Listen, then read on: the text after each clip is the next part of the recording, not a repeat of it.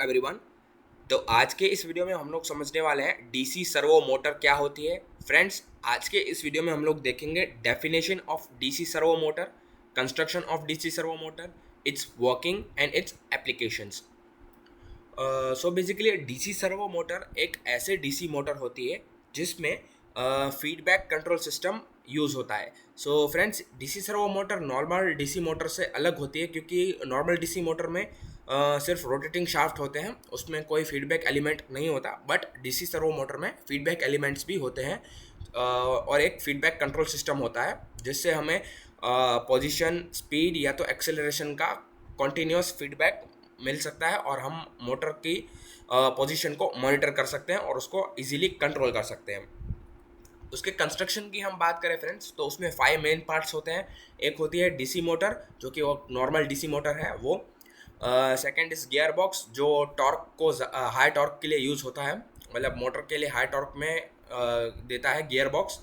एक होता है फीडबैक डिवाइस जिसमें पोटेंशियोमीटर या तो एनकोडर रखा हुआ होता है फीडबैक के लिए।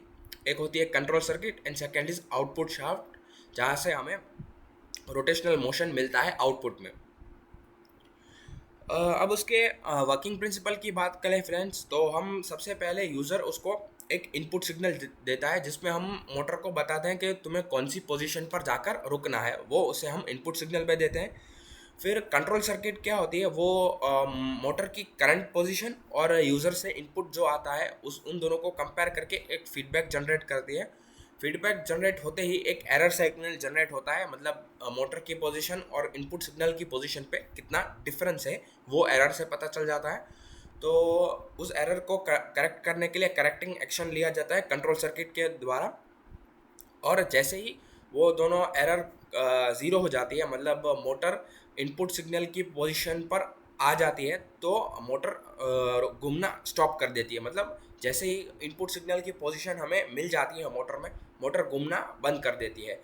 इससे हम प्रिसाइज पोजीशन और स्पीड कंट्रोल में बहुत हेल्प मिलती है। मतलब इस इनपुट सिग्नल के द्वारा हम मोटर की स्पीड को कंट्रोल कर सकते हैं और उसकी पोजीशन को कंट्रोल कर सकते हैं जैसे हमें चाहिए।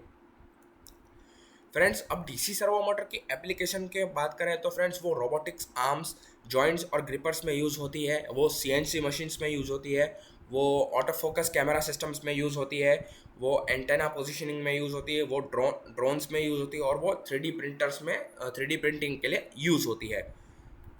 ये कुछ रियल इमेजेस हैं डीसी सर्वो मोटर के फ्रेंड्स, आप देख सकते हैं। अब एक क्विक समरी देखते हैं फ्रेंड्स। डीसी सर्वो मोटर हमें प्रिसाइज और एक्यूरेट कंट्रोल देती है। वो DC servo motor DC motor, gear box और फीडबैक सिस्टम्स में बनी हुई होती है।